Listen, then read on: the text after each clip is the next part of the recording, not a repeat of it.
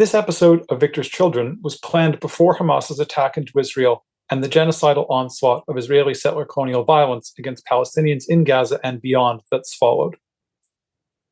In the show notes, you'll find a link to a classic document by the Palestinian Marxist Jabra Nicola, which I think is worth rereading or reading at this time. But I'd like to begin this episode of Victor's Children with a recording of Palestinian Marxist Rafif Ziad reading her unforgettable poem, "We Choose Life, Sir."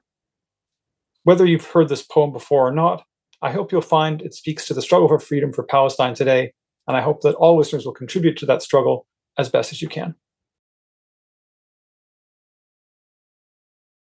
I'll start with this poem. I wrote this poem when the bombs were dropping on Gaza, and I was the media spokesperson for the coalition, doing a lot of the organizing. And we had stayed up to about 6 o'clock in the morning, perfecting every soundbite. And by the end, if you're Palestinian, you know most Palestinians get tired and start pronouncing our P's as B's. So we become Palestinians by the end of the day. So I was practicing my P's all night. And the next morning, one of the journalists asked me, "Don't you think it would all be fine if you just stopped teaching your children to hate?" I did not insult the person. I was very polite. But I wrote this poem as a response to these types of questions we Palestinians always get. Today, my body was a TV'd massacre. Today, my body was a TV'd massacre that had to fit into sound bites and word limits. Today, my body was a TV'd massacre that had to fit into sound bites and word limits, filled enough with statistics to counter measured response. And I perfected my English and I learned my UN resolutions. But still, he asked me, "Ms. Ziyada, don't you think everything would be resolved if you would just stop teaching so much hatred to your children?" Pause. I look inside of me for strength to be patient, but patience is not at the tip of my tongue as the bombs drop over Gaza. Patience has just escaped me. Pause. Smile. We teach life, sir. Rafif, remember to smile. Pause. We teach life, sir. We Palestinians teach life after they have occupied the last sky. We teach life after they have built their settlements and apartheid walls. After the last skies, we teach life, sir. But today, my body was a TV'd massacre made to fit into sound bites and word limits. And just give us a story, a human story. You see, this is not political. We just want to tell people about you and your people. So give us a human story. Don't mention that word apartheid and occupation. This is not political. You have to help me as a journalist to help you tell your story, which is not a political story. Today, my body was a TV'd massacre. How about you give us a story of a woman in Gaza who needs medication? How about you? Do you have enough bone-broken limbs to cover the sun? Hand me over your dead and give me the list of their names in 1,200 word limits. Today, my body was a TV'd massacre made to fit into sound bites and word limits and move those that are desensitized to terrorist blood. But they felt sorry.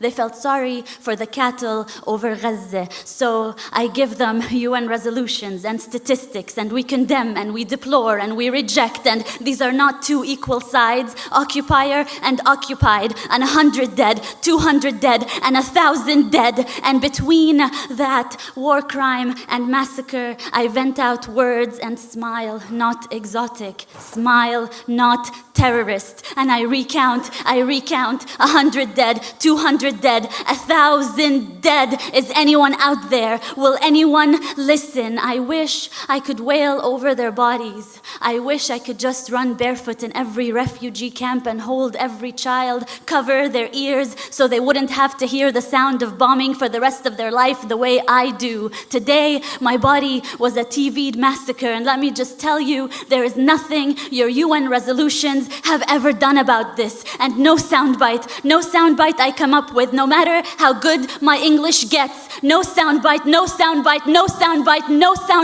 will bring them back to life. No soundbite will fix this. We teach life, sir. We teach life, sir. We Palestinians wake up every morning to teach the rest of the world life, sir.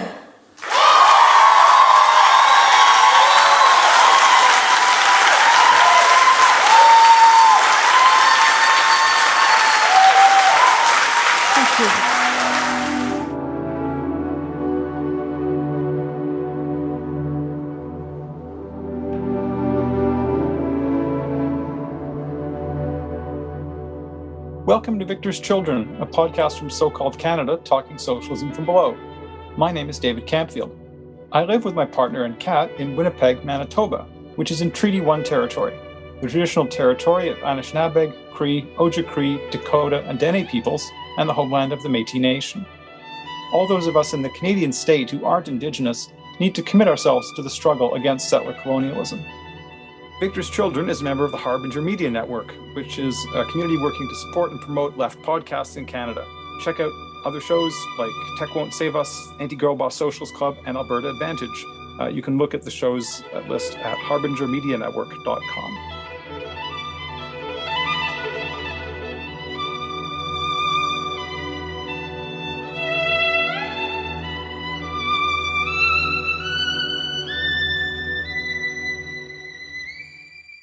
Most people on the left have at least heard of the Russian Revolution of 1917. I imagine many Victor's Children listeners know a certain amount about it. But although some people know that the Russian Revolution was part of a wave of class struggle in the years that followed 1917, and that wave included revolutionary upheavals, today the events that happened in Germany in 1923 are not well known on the radical left, at least in the Anglosphere. A century after that fateful turning point, one whose outcome had wide-ranging consequences, socialists are fortunate that Sean Larson has written an essay about Germany in 1923 that's been published on the website of the journal Spectre. So Sean, welcome to Victor's Children. Could you introduce yourself? Yeah, thanks, David. Thanks for having me on. It's great to be here. My name is Sean Larson. I did my PhD on the German Revolution and the Weimar Republic. I'm political education coordinator at Haymarket Books and a founding editor of Rampant magazine, which is based in Chicago. You want to just tell listeners a little bit about Rampant? Sure. You can find Rampant at rampantmag.com. It's a abolitionist, revolutionary socialist magazine. We cover a lot of international politics and Chicago politics. We publish pretty regularly since 2020. Great, thank you. So before we talk about 1923, we actually have to go back and understand the German Revolution of 1918 and some of the things that happened after that. So I realize this is a big ask, but can you take us through the main events between, say, 1918 and the middle of 1922? Just the key things that happened? Sure, I can try. I think this is a constant issue with trying to grapple with the dynamics of 1923, which I consider the most revolutionary period in the 5 years of the German Revolution, for reasons that we can get to. But in order to get there and in order to have conversations about it, you kind of have to know the history that led up to it, which built the foundations of the situation we saw in 1923. So starting with the First World War, people probably know that there was a huge socialist movement in Germany before the First World War, organized in the Social Democratic Party of Germany. Some of the top leaders of that movement voted for war credits to start the First World War. They were allied with the free trade unions, which were social democratic unions. The unions actually made the deal before the social democratic leaders in parliament for the First World War. But that war basically did a lot to transform on a sociological level what the party and the unions were, at the same time as it still retained a lot of loyalty among workers. So over the course of the war, there is, we can get into the different party splits and stuff, but there are a number of mass strikes that are led by women workers that kind of started to create a council infrastructure of workers and soldiers councils, the same thing that they had in Russia that were called Soviets there. They spring up all around the country, pose an alternative power structure. In late 1918, there's the November Revolution, overthrows the Kaiser, and the councils persist. The efforts for the councils were spearheaded also by a group in the unions called the Revolutionary Shop Stewards. They were primarily in the metalworking industries, which were really key to the war. They also took on leading roles in the councils. After the fall of the Kaiser, there's a pretty crucial alliance that's formed between the leaders of the free trade unions and the industrialists. And in Germany, the industrialists were vertically integrated. They're very powerful, huge organizations with branches in all different spheres, led by this same few people. And so they were united on a scale that maybe we wouldn't see in other situations. A lot of that was due to the war. But they come together and they form this alliance, this institution called the Zentralarbeitsgemeinschaft, or the Central Working Group. And that creates the conditions that the German economy and politics really function around for the next 4 or 5 years. And so we'll come back to that later. But I just want to mention that because it's really important in understanding the first phase of the Weimar Republic. After that is created, there's a persistent dual power scenario. So a few social democratic leaders join a kind of provisional government at the same time as there's this council power challenging them.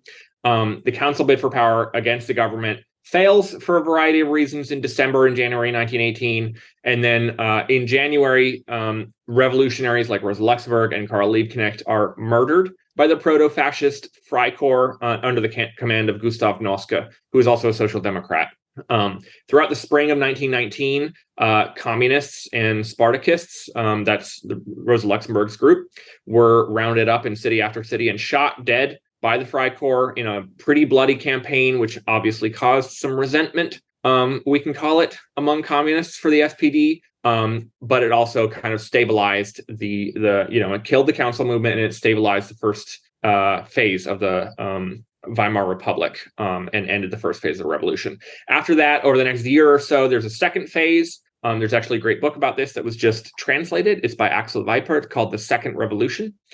Basically, the political council movement that existed moves onto the defensive. It enters more shop floor-based organizations called factory councils, and it conducts more economically focused struggles. That's also where the shop stewards, the revolutionary shop stewards, become a kind of, they go and then become a kind of nervous system of the opposition within the free trade unions, and kind of keep alive the spirit of the revolution. That basically persists until March 1920, when there's a putsch or a coup by right-wing forces under a guy named Kapp, the Kapp Putsch. They do the coup, the government flees, and then the biggest mass strike in European history up to that point completely shuts down the country and kicks the Kappists out. That then sparks an armed rebellion in the Ruhr, which is to the west of Germany. It's the biggest industrial region. A lot of mines exist there. Like I said, capital was vertically integrated. So you've got the coal mines, the iron, and then the steel, all within the same kind of region.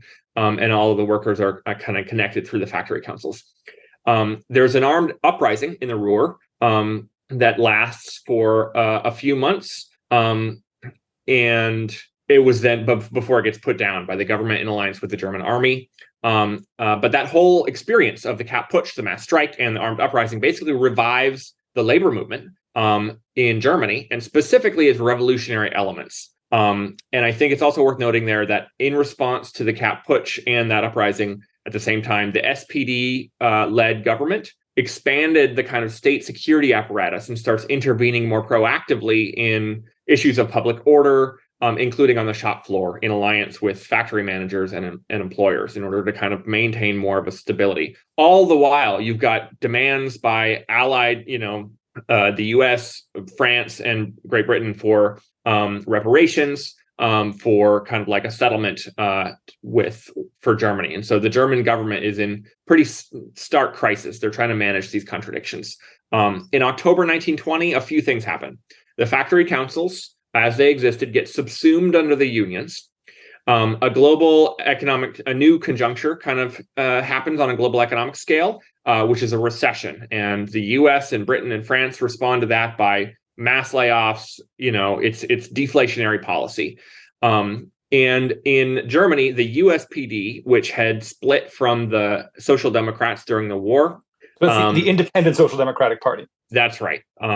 They had existed since 1917. I'll just maybe say a little background on them now. In 1917, in response to the Russian Revolution, they split from the SPD because of the SPD's war policies. And they were, that's where all the factory council activists were, all the revolutionary shop stewards. The Spartakists were initially there behind Rosa Luxemburg. And it was kind of this third party on the national scale in Germany. In 1920, a lot of the people, there's a lot we can say about this, but they split. And half of their membership joins the Communist Party in affiliation with the Communist International. And so now it's no longer the Communist Party, after December 1920, was no longer just a kind of propagandist sect, which it was basically from 1919 and 1920. Now it's a mass force, not just in numbers, but also with a new strategy for initiating actions among union members to kind of win them over, regardless of their party, through that kind of action. The new strategy was articulated in the KPD union headquarters in Stuttgart under Jakob Walcher, Hans Titel, and Heinrich Brandler. These are some of the main union people in the leadership of the KPD, in conjunction with a Comintern leader named Karl Radek. That new kind of strategy was called the United Front eventually, though initially it didn't have that title. In 1921, so this is just like a couple of months later, that kind of securitization of the police forces that I was talking about in response to Cap Putsch leads to a heavily armed police forces moving directly into factories in central Germany. So central Germany, it comprises mainly of Saxony and Thuringia. These are the two kind of states within Germany that have a lot of labor radicals in them. And police move into the factories to try to enforce labor discipline. There was a lot of looting going on because of the pretty dire economic situation this entire time in Germany. The communists, in response, had just kind of come out of a very turbulent unification process, hardly had their bearings, but also responded in a pretty foolish way by calling for a general strike and armed resistance to the police action. The KPD then, members who followed that, where they did, often turned against other workers who didn't heed that call. That didn't happen everywhere. But where it did, I think it had some pretty drastic effects. And the party ended up losing over half of its membership over the following months. So kind of a shot in the gut right after the unification process. After there's a whole, assessment, that's a whole other phase of history.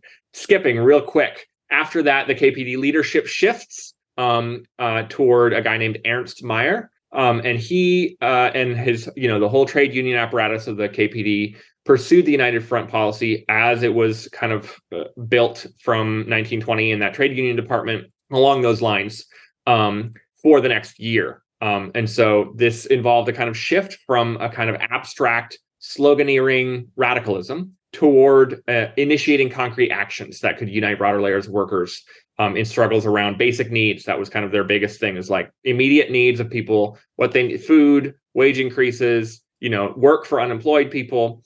And I think that one of the key elements, and this is going to come up later, so I just want to spend a little time on this, but one of the key elements is that it was a shift from a passivity of various kinds, both radical passivity and kind of social democratic passivity, towards the self-activity of workers on behalf of, themselves inside and outside the party. And that self-active part was constantly stressed during the unification process of the two parties. That people would learn the nature of the system, of the capitalist system, and their relationships with their bosses, and who they could trust, really, not just by the slogans and the analysis and the propaganda of the KPD, which did have its role and served them very well during the initial phase of the revolution, but that now they were going to shift towards those kinds of collective actions that could be built upon and build upon the kind of collective confidence that was required to take risks together. And that was kind of their kind of revolutionary strategy. So the United Front ended up over that year, 1921 to 1922, being extremely effective. It built back the membership of the Communist Party. It also built out their bases in the union. So part of this was taking over union bastions. And it built back a lot of the credibility of the party by summer 1922. Okay, that's very helpful in setting the stage. We've got now as far as the middle of 1922. Can you talk about what happened in mid-1922 and then take us through into the spring of 1923? Yes. So in summer of 1922, the foreign minister of Germany, Walter Rathenau, was assassinated. The KPD launches a massive campaign against the right. He was assassinated by right-wingers. And the KPD tries to coordinate this with the Social Democratic Free Trade Unions and the SPD, and it's pretty successful. I write about this in the article. But then the SPD and the trade unions kind of abandon the joint struggle in order to cooperate more closely with the right in the Reichstag. They think that they have a parliamentary solution that's going to ban the right. That kind of, once they abandoned the United Front, that kind of killed the movement, but it also created a new situation of relative isolation for the communists. So over the course of the last year, the United Front had meant joint operations with the leaderships of both of those parties in order to kind of create the conditions for that self-activity that I was talking about. After this point, there's a shift towards more isolation at the same time as the Communist Party is much stronger, has its own footing by like late summer 1922. So the KPD then shifts the United Front strategy, still within the full parameters of that strategy, toward the relaunch of a national factory council movement on a kind of more revolutionary basis, and concentrated its efforts on building those. So that actually comes out of another council movement, which was not initiated by the Communist parties, called the Control Committees. And these were led almost entirely by women, workers, housewives, non-workers, to control the prices of this kind of spiraling inflation. Because what happens when Rathenau is assassinated is the persistent inflation in Germany also starts to take on elements of hyperinflation, which it just like spirals up and up. People have seen these images of workers with wheelbarrows full of German marks. You know, you get your wages devalued within a couple of days, and so you really gotta.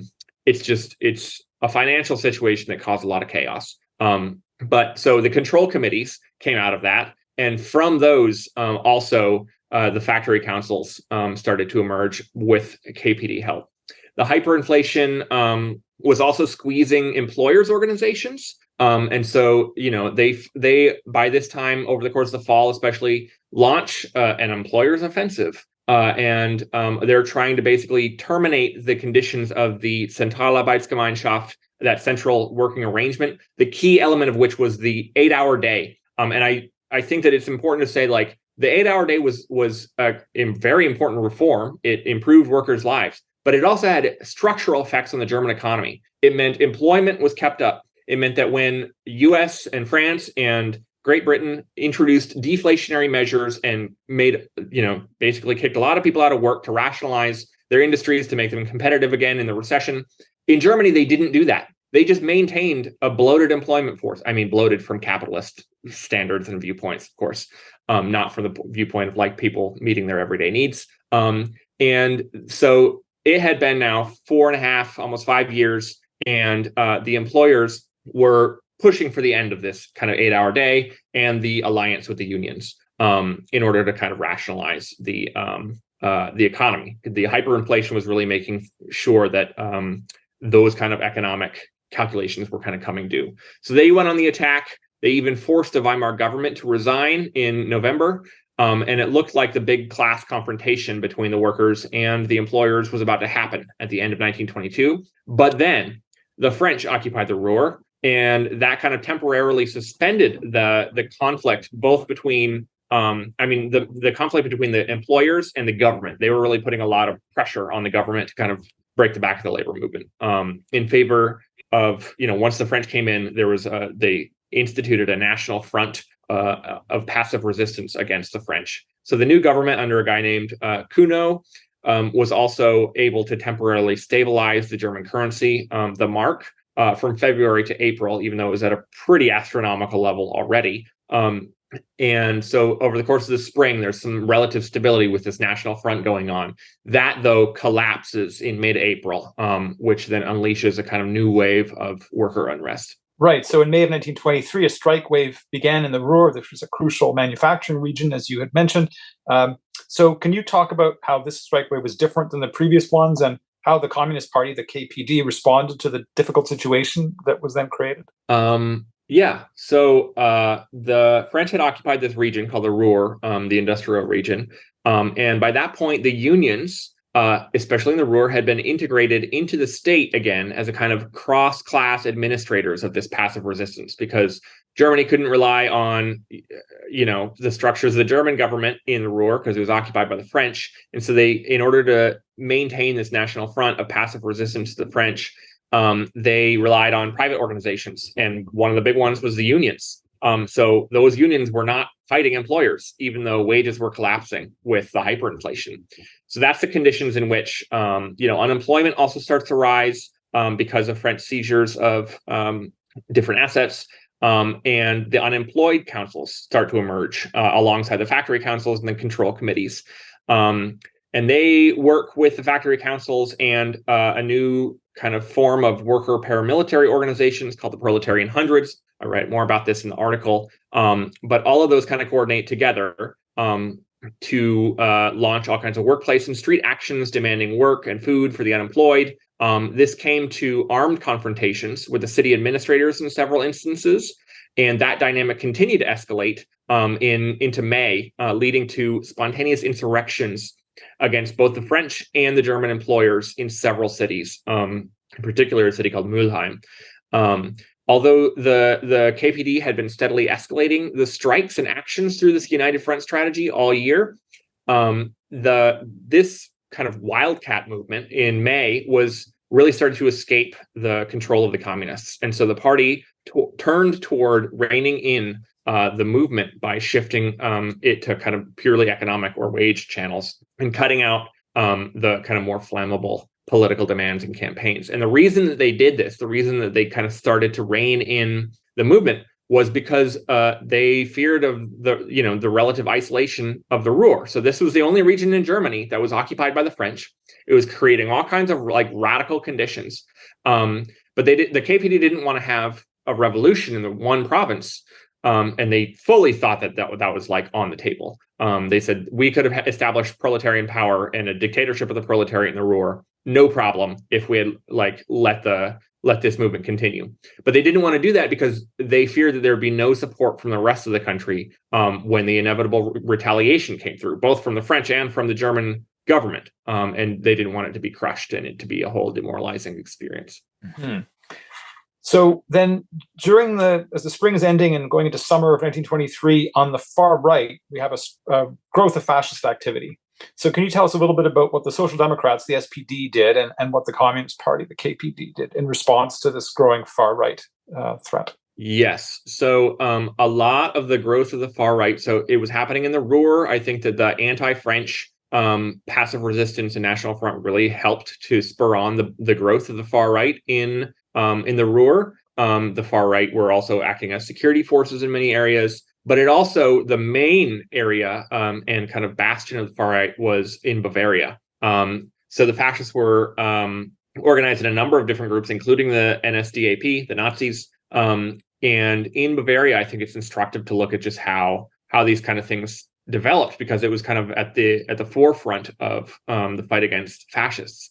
The SPD members in Bavaria, so this is different from the national government. They often had conflicts between the local organizations and the national government within the SPD. But in Bavaria, they initially kind of hesitantly formed self-defense organizations, armed self-defense organizations that also came after a lot of communist pressure.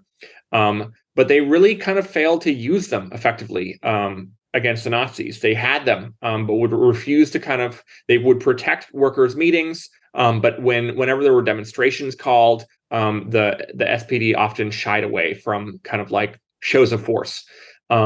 So when the Nazi threats kind of came over the summer, they're like raiding homes and Jewish shops and worker union halls, and the paramilitary organizations, I think, weren't really used to kind of protect the worker organizations. So the SPD eventually offered to voluntarily disband their own self-defense organizations if the Bavarian government banned all of the kind of non-military organizations like the Sturmabteilung, the SA of the Nazis. They thought, well, the government will ban them and then everybody will be safe.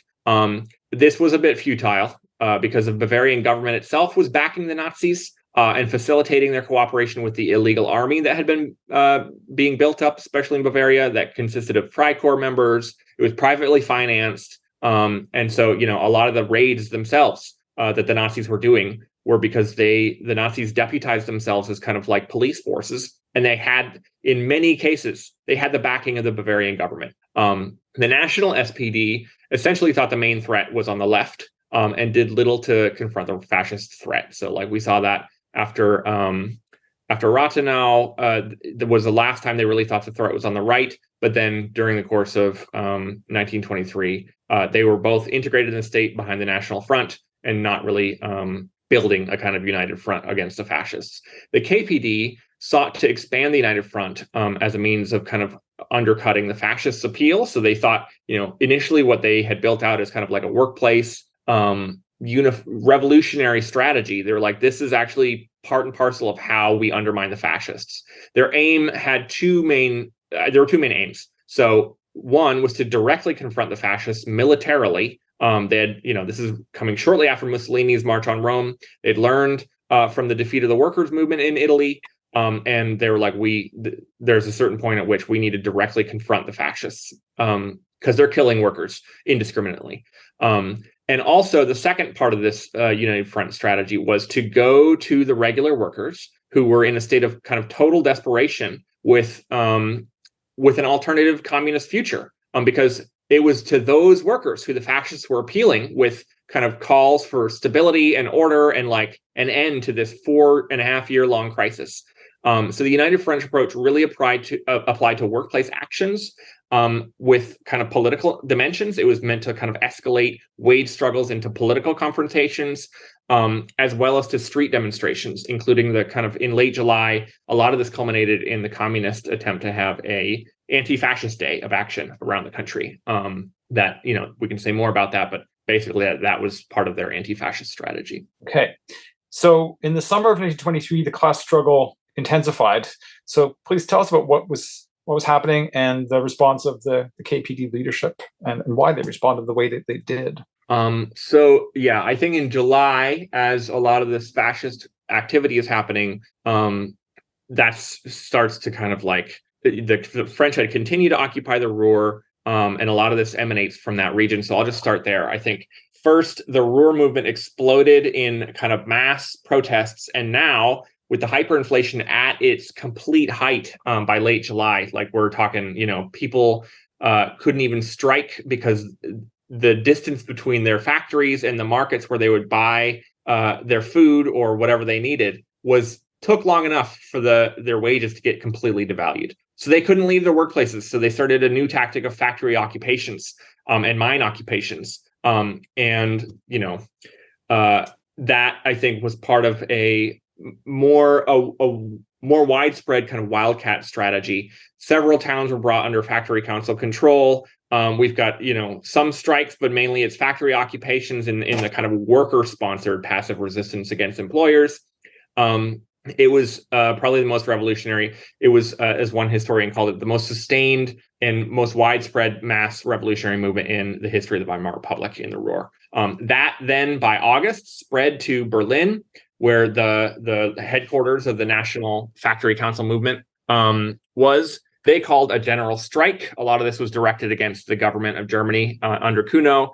The general strike brought down the government, forced them to resign within 24 hours, and then it persisted for another 2 days. While that strike is happening, that general strike that emanated from Berlin is happening, it spread elsewhere to the country, especially in Hamburg, in the north, and in central Germany, Saxony and Thuringia, where there's mass demonstrations, there's occupations, there's a general strike there as well that expands pretty rapidly, and an atmosphere of civil war with a lot of police killings, proletarian self-defense armies being assembled and organized, and the council movement calling for worker control of production. All of that was happening even after the fall of Kuno.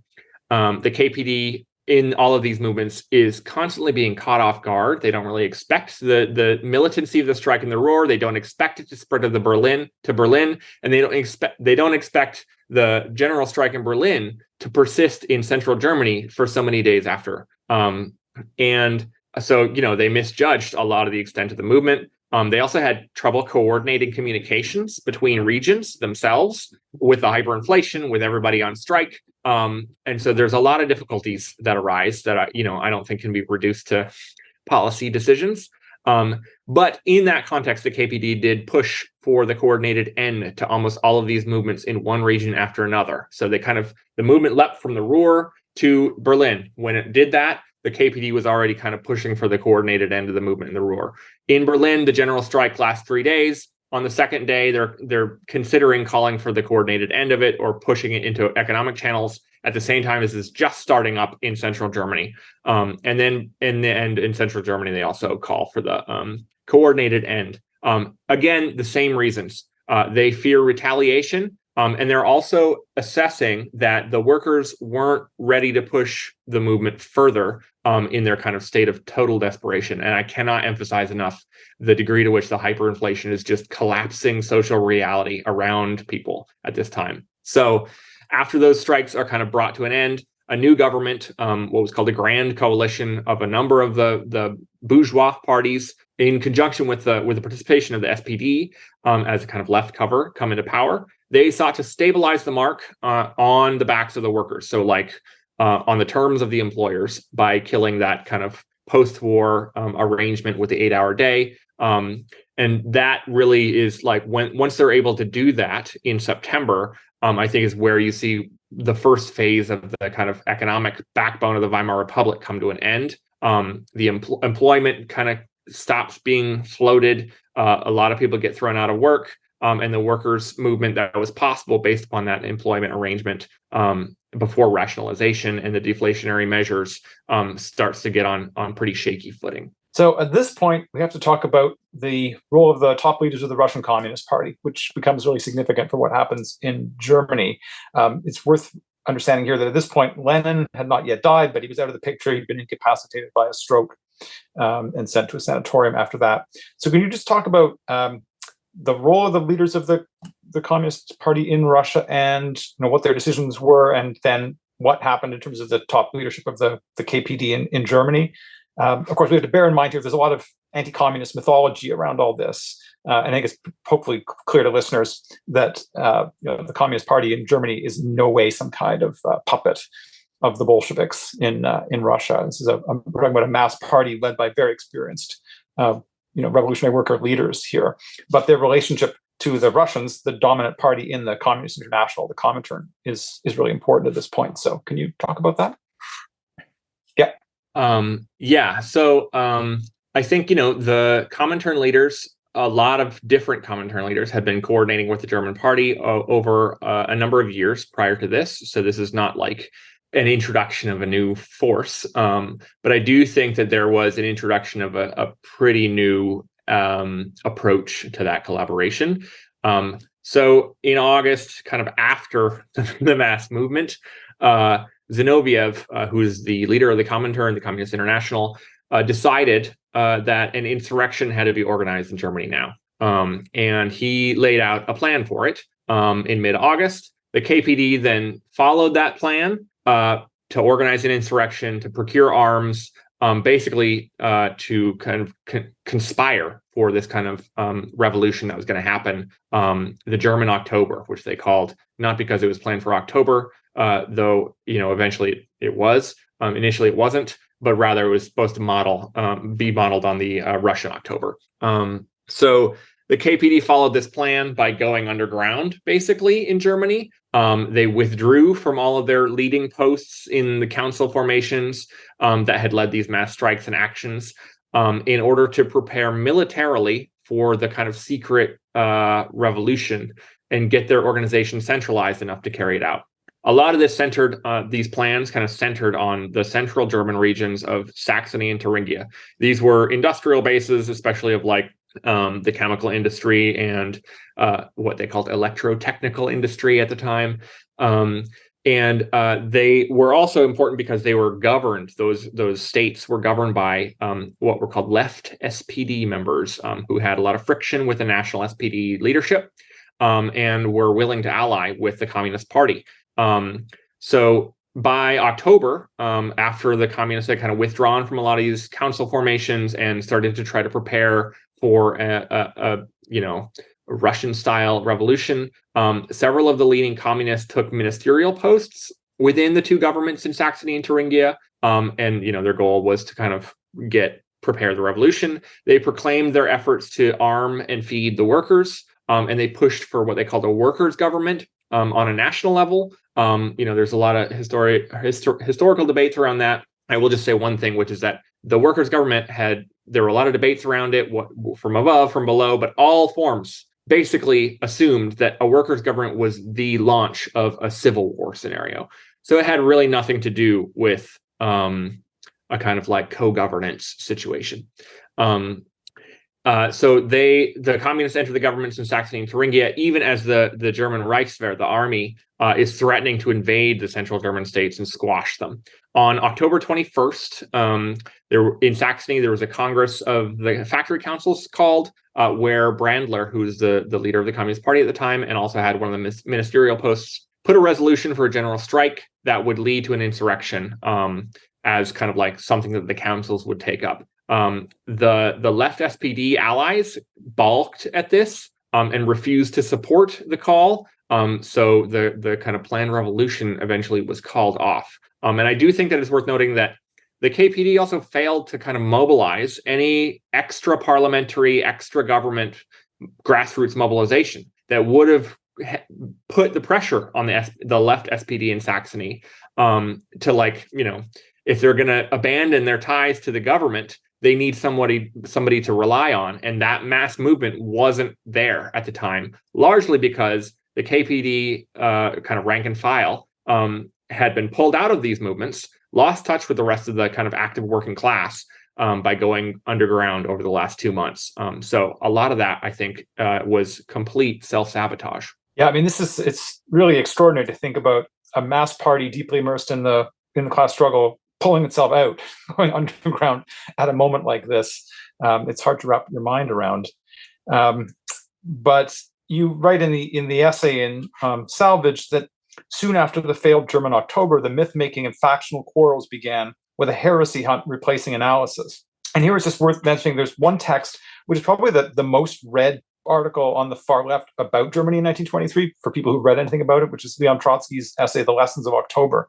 Can you just say something briefly about what this debate in the aftermath of the failure was, what that debate was like, and just a little bit about Trotsky's essay?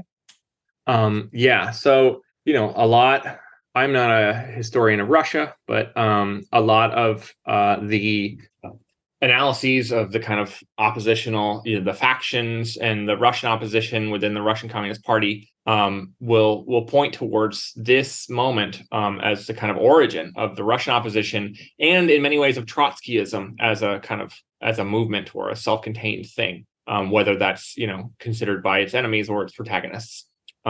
So there are some pretty big factional squabbles around who to blame for the failed German October that everybody was kind of counting on, especially in Russia, as the NEP, the new economic policy, was causing a lot of resentment and opposition amongst especially Bolshevik ranks. Trotsky wrote this short book that basically said he was comparing the German October with the Russian October and trying to find the problems. And his book, The Lessons of October, basically said that the leadership was not decisive enough. It's a subjective problem. There was an extraordinary revolutionary opportunity, and the subjective issue was the problem, why it wasn't seized. That subjective issue can be reduced basically to the resolve of the leadership of the parties. And he said that for a lot of reasons, many of which actually had to do with a faction fight in the Russian party, where he was throwing shade on Zinoviev, who had faltered before the Bolshevik uprising in 1917. So that, you know, I don't think that these aren't serious. They're drawing on historical activities, but it's a propaganda war. A lot of that is actually outlined in a book that came out, I think, in 2017 by Frederick Corney, called The Literary Discussion in the Russian Communist Party, which was neither literary nor a discussion. And that was basically the faction fight. But Trotsky's assessment of Germany ended up having a lot of influence, even over historians like half a century and more later. So I think that Trotsky's assessment, his analysis, basically turns the question of political strategy into one of moral fortitude of the leaders. And you know, that, I think, had effects on the Russian party fight. There was an alternative analysis put forward at the time, and then much later in like 1930, 1931, by Brandler's close ally in the former KPD leadership, a guy named August Thalheimer. And his goal was to try to combat the various myths and kind of self-justifications built up around 1923. There's actually a few books that were written in Germany that kind of took Thalheimer's line by Jens Becker and Harold Jentsch, even a book about 1923 that gives more sociological detail around the 1923 movement. But Thalheimer's analysis stressed that the objective conditions in Germany were not right for revolution. So basically, Brandler's and the Centrale, the leadership of the KPD's decision not to launch an insurrection was therefore justified if the objective conditions weren't ready. So that framework between kind of either subjective factors or objective conditions basically set the narrative for almost all the subsequent studies of 1923. And that's unfortunate, I think, because that framework is clearly set by power political maneuvers in the Russian party and not by an analysis of history. And B, because it's wrong. There's a lot more we can get into, but the major factor of the objective conditions in Germany at the time was the hyperinflation. And the hyperinflation kind of dominated all spheres of social and political and economic life in Germany.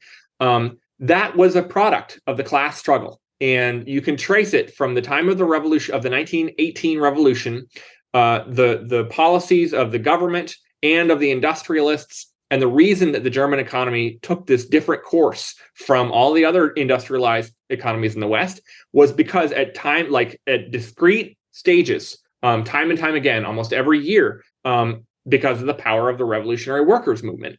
And so I think that trying to escape and get past this subjective factors, which is really reduced to the decisions and moral fortitude of the leadership, versus this objective conditions that we're just looking at from outside with no bearing on, it obscures a lot of the fact that this united front policy and a lot of the power of the German labor movement created over the course of 4.5-5 years objective conditions that were conducive to revolution. And there's a lot of factors beyond their control. It wasn't spontaneously kind of sui generis. A revolutionary condition or situation came solely from the policy of some party or something like that. But you have to look at them in conjunction, and the kind of interaction of a lot of different forces created this kind of subject-object situation that the KPD was in. There's a lot more to say about that, but I think that, the KPD wasn't waiting on external events to fall into their laps. They were waiting on themselves, and no one was really going to create those conditions except for them. I say a lot more about this in the article if people are interested, but it's an interesting kind of factor in evaluating this revolutionary situation. Right. So I think this is important. The analysis you're suggesting here is different from Trotsky and from historians. I'll just mention, I guess, Pierre Brouet and Chris Harman, people who've written books very influenced by Trotsky's interpretation that other listeners might have come across. But clearly, if the Communist Party had led the working class to power through workers' councils in 1923, the course of world history would have changed. And we have a century of hindsight now to kind of understand the situation. I think you've pointed us in a really interesting direction in terms of how we understand it. Can you say more about your perspective on what the communist leadership did and didn't do in those crucial spring and summer months? And I'm also just curious about whether whether there's anybody at the time whose interpretation is similar to the interpretation that you have with the benefit of hindsight on this situation. So I mean, my perspective on the KPD leadership's actions is obviously they bungled it. I don't know. I feel like a large part of what I think is important to do for us in trying to learn from this history is not fall into the trappings of kind of great man theory of history. That's not how social revolutions happen. It's not the kind of worlds that communism was building at the time. And I think that the most interesting thing about this period was the way in which workers acted autonomously on a mass scale for such an extended period of time. And the results really speak for themselves in 1923 and also beforehand. But in 1923, in May, in August, the more of an emphasis that was placed on worker self-activity, the more possibilities opened up. And that didn't guarantee any outcome of those possibilities. But I think that the history of 1923 does show that that emphasis on worker self-activity really bore fruit. In other ways, in real ways, the KPD during these brief few years was actually successfully being led, not necessarily by its top leaders, but by the communist rank and file. And that was a product of this shift that happened in the party in the makeup of the party and the nature of the party in late 1920, 1921. That was the whole point of the United Front. It changed the nature of the party and became towards becoming led kind of like an octopus from the tentacles. And it was a very democratic institution during those years because it had to be. And that's not my contribution. That's not my innovation. That's been shown in many contributions of German historians like Hermann Weber, Marcel Beuys, Florian Wilde, and in some ways Ulrich Eumann. And so it's not really about the leaders. It's about the cadre and the rank and file. And they took that very seriously as part of their new strategy, including a really robust political education program. That's a whole other conversation. As for kind of perspectives and who I agree with, I think just to say all of the KPD leaders earned their roles as leading members of this mass communist party. They were all responding to different local circumstances, to different different histories of experience. And the very fact of their collective leadership was what was really important, including the tensions.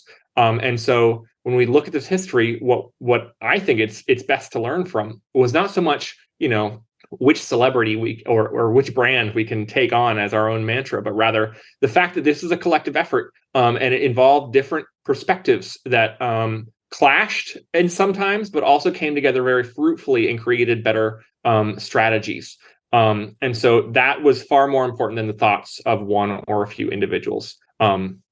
So that said, I think that the German Revolution presented a kind of dizzying amount of information and historical developments. So if you are trying to think through and trying to follow the kind of arguments and analyses related most closely to kind of this worker self-activity trend, as for example, it's helpful to follow a few people.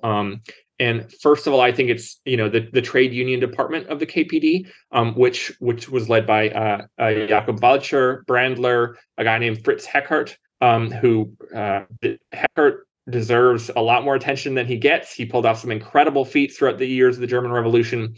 So there's that trade union department that was set up after the fusion of the party and the turn to United Front. And then in addition, for this worker self-activity kind of trend, I think it's also helpful to follow the writings of and the activities of Ernst Meyer. His wife wrote a book called Inside German Communism that's very helpful in understanding where he was coming from. Also, Clara Zetkin, persistently from like the time of Engels to the time of Hitler, was a force for like a powerhouse legend in the party. And then finally, I'll just say Karl Radek wrote a lot that was based around this kind of self-activity perspective. He was the first person to systematically articulate the United Front strategy in January 1921, after it was developed within the trade union department of the KPD. I think his writings are also kind of Ariadne's thread throughout the whole period. So everybody, I will say, even Ruth Fischer and the lefts in Berlin and Hamburg had a lot of very astute observations and contributions to make. And so I don't want me just highlighting a few names to detract from the fact of that collective leadership. I guess this, I just want to probe you on with one more question, and that's the question about why it was bungled. I mean, if you have, because it's obviously a very complex situation, and I think you really highlight the depths of social crisis that we're talking about here.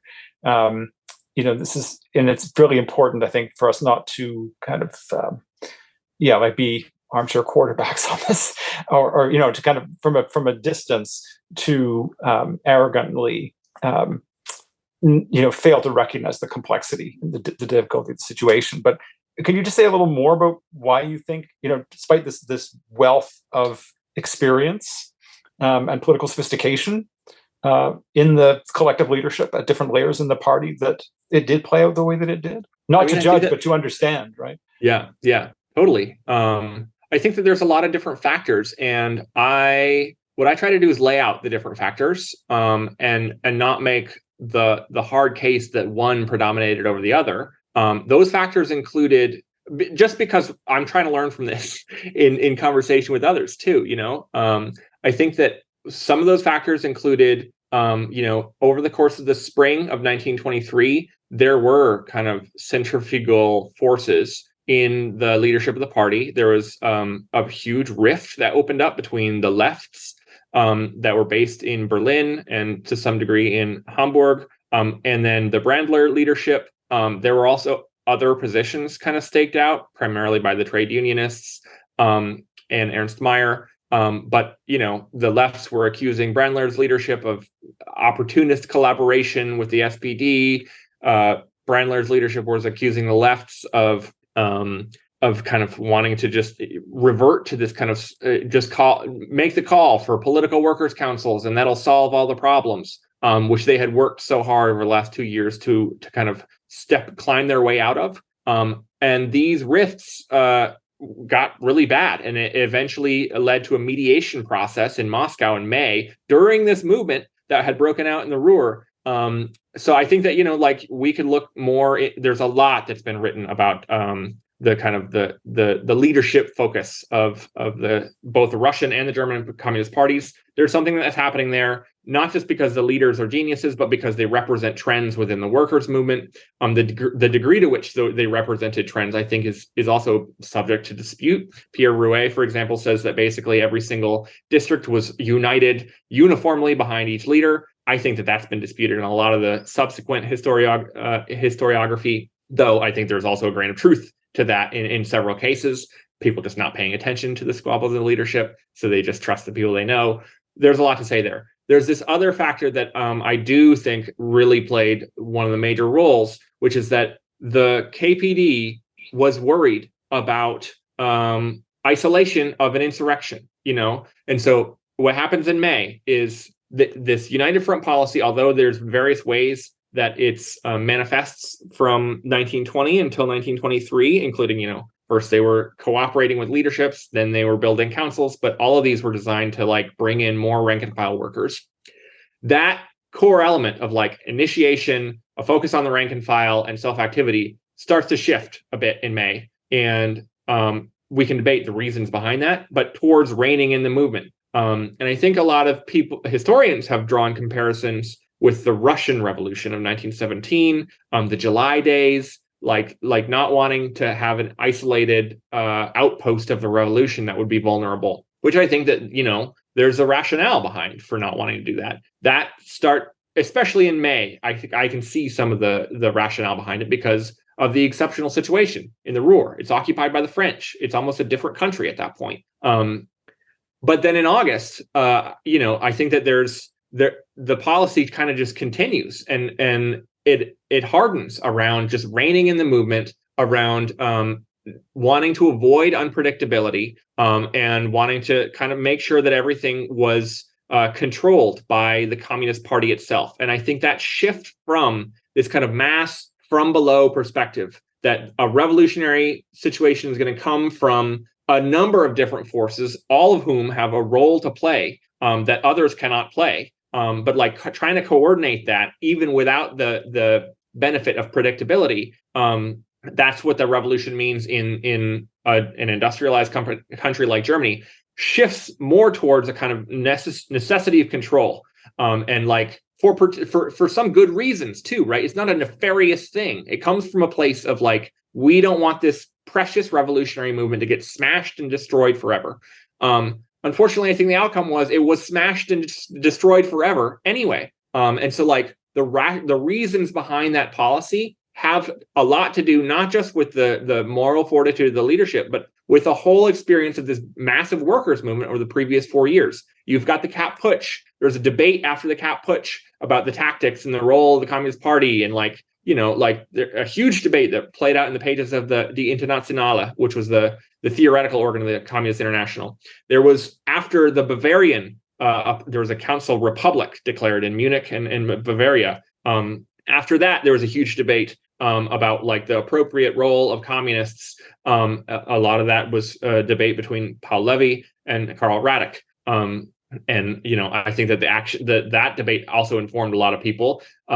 Because people were talking about it. It was a council republic, and it wasn't just a debate in the Journal of Intellectuals. It was the experience of the Communist Party, and it was followed by a lot of left USPD members. Anyway, just to say, I think that however we assess the reasons for the failure of the revolution in Germany in 1923, a focus on not just what was written in intellectual journals or theoretical organs, but also the experience and activities of the communist rank and file those were the people who were going to make the revolution. And it was their kind of activities that, the reasons why people felt like it was important to rein in the councils in the Ruhr in May and in August. That wasn't done by Heinrich Brandler. That was done by thousands and thousands of council activists and shop stewards who had the trust of their comrades and coworkers and stuff like that. So there's a lot more to say about this. But I do think from a zoomed out perspective, looking at those shifts that happened in the United Front to kind of transform what it meant in 1923 have a central role. Thanks for that.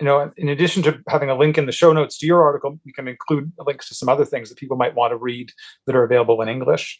But I think we should now perhaps move to the times that we live in today, in obviously very extremely different circumstances than the ones we've been talking about, and what socialists today can take from these events when we think about the political horizon that we find ourselves looking towards in the 21st century. So do you have any thoughts you'd like to share to get us off to a bit of a conversation on this? Yeah, I mean, it's very difficult to take direct, even with, I think the United Front, for example, was a brilliant strategy. The tactics were responding to a conjuncture that was entirely specific to Weimar Germany in 1923. There are elements of it that have a lot of relevance today, but you're not going to take tactical advice from 100 years ago in a totally different context for what our movements should do today. If I can just jump in on that one point, just to kind of talk about one piece of that. I just want to suggest that when you talk about the United Front tactic, it's a tactic that's developed in terms of the relationship between mass parties, right? And I think this is something that's often forgotten when people try to kind of apply, but they talk about applying the United Front tactic in the here and now, that it was formulated in terms of how, large but still very much minority Communist Party would relate to much larger social democratic and other reformist forces. But the whole context for that, of course, is a workers' movement of a kind that doesn't exist anymore, in most places. And I think it's just because there's a risk of the people kind of who learn some of this stuff then apply it as a cliche and think that you can somehow just immediately apply a tactic that was designed, in that context into the situation you find yourself in a particular city in North America today, which doesn't mean that it's irrelevant. I think there's something about the spirit of the United Front that we can actually put into practice in our organizing. But we have to recognize that it was what it was, right? And not maybe with the kind of the vulgate version of it that gets passed down to us. Yeah, absolutely. I think that mass party context is probably the chief difference in our different contexts. I also think that the United Front was not just about alliances. Well, first of all, it was about alliances with mass parties, including parties to the left of the KPD. That was always part of it. It was also about a shift from propaganda to initiatives, concrete initiatives around immediate needs. And so I would always append a kind of the United Front was about mass party alliances, but action-oriented, initiative-oriented, and that it was self-activity. It was the birth of kind of self-activity as a perspective in the communist movement, in explicit terms. So just to say about the United Front, I also think we're trying to learn from it. If you today are convinced that capitalism cannot work, that we need an alternative to save the planet and save the future, you're going to have to think of what that transition is going to involve. And 1923 represents the high point of the post-war revolutionary wave on a global scale. And it had particular effects. It's going to involve crises, and there's no way around that. And those crises are not self-caused. Those are imposed by capitalism, of course. But I do think that 1923 shows the stakes of refusing to submit and coming very close to overturning not just political figureheads in a government, but overthrowing a whole industrialized market economy. And that process is going to shatter your world. So think COVID, the pandemic, but on an escalating scale every year for 4 years, attended by uprisings each time. It just makes the whole world more malleable. And it also raises questions about, okay, is this worth it? The persistent crisis. And I think that the scale of the planetary crisis has a lot to do in terms of answering those questions. And it's not something that it's going to pose choices that are bad choices all around. And it's just, I think it's something to grapple with as we're trying to think through a way to build a different kind of a future. I also think that this history clearly shows the limits of a kind of commentary approach to politics. I think that communist principles were the foundation of the communist movement, and it would not have existed or persisted without them. At the same time, slogans and positions don't by themselves do anything in the world. The KPD learned that already by 1920. That was the basis for ditching that approach and becoming a real revolutionary factor in Germany, as I've talked about. But the point is that relationships mattered. The trust between workers had to be there in order to take those risks and take those actions collectively. And taking collective action was ultimately what changed the dynamics of the situation in their favor. And one last thing, I think, which is that I think the key thing for today, as we're facing a numerous world-ending crises, is drop the cynicism around our ability to build an alternative. These people at this time, 100 years ago, their lives meant something. They fought not just to survive, but to build a new world. And if you're looking at our reality right now, with the climate in collapse and borders militarizing and police and prisons killing and caging people in unimaginable numbers, I think we need to get serious and get clear around what matters. And we need to stop shrinking from thinking about these kinds of things. It's the same thing that they confronted. Nobody's coming to save us. We ourselves have to do something about the world. That's the starting point. And when you believe that no one is coming to save you, you start to see and feel our own alternative as something that you can rely on. And I think that you start to become capable of those kinds of actions and building the ties that are required for mass collective action. And that doesn't happen through fear or cynicism or even intelligence. It happens through courage, which is something that every person can have. Yeah, I really agree. And I think that there's a way, although of course the circumstances, the social environment we're in is so different from Germany in the early 1920s, there's a way in which it's in a slow grinding process that sometimes moves forward by leaps and sometimes then is a much slower process. We are moving further and further from the social reality that was forged during the long post-war boom, right? Which has had a very long kind of after effect in terms of our expectations and in terms of the institutionalized forms of class struggle, bureaucratized unions and labor relations under the state and all those kinds of things in the advanced capitalist countries. But there's a way in which I think by drawing out some of the ways in which people's sense of what reality was and what was possible was just shattered by the war and by what came afterwards. It does point us towards the importance of everything that we can do that fosters the self-activity of the exploited and the oppressed as the key, right? And so politics that talk about the crisis of leadership as the problem are so fundamentally misorienting for us, because it's not that leadership doesn't matter, but it's irrelevant in the absence of the self-activity. The leadership has to be grounded in ways that exploited and oppressed people organizing themselves to change their world. And so then this should affect how we relate to left-wing social democrats and the Bernie Sanders of the world and so on. Is that our guiding thread always has to be, how do we relate to what's happening in people's lives in a way that fosters this self-activity, the self-organization, and saying not just that no one is coming to save us, but that the working class does have the power to change the world. But that's a message that only a small number of people are going to be able to buy into at this point, as such. So we have to do whatever we can to create the conditions where people begin to actually discover their own power. And that can be around everything from how you take on a problem in the workplace in a very small way, to direct action rather than reliance on the grievance procedure, for example, to how you organize in the community, to how you relate to, in the province where I live, Manitoba, we've just had the election of a new Democratic Party government, that's party with a social democratic past.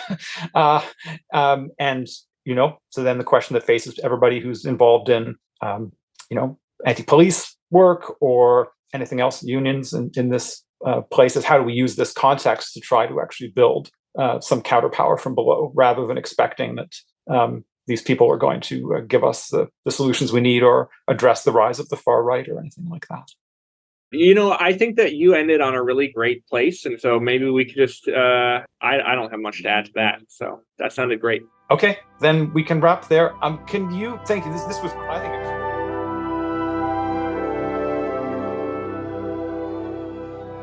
that's it for this episode of Victor's Children. I'd like to thank Jonathan Croker, the producer of Victor's Children, without whom the podcast wouldn't be possible. I'd also like to thank Posey Legg, who designed the graphic for Victor's Children. If you found the episode worth listening to, please do tell other people about the show, since word-of-mouth recommendations are especially helpful. If you don't subscribe through your preferred podcast app, please do. And while you're there, please give the show a high rating. It helps to promote us.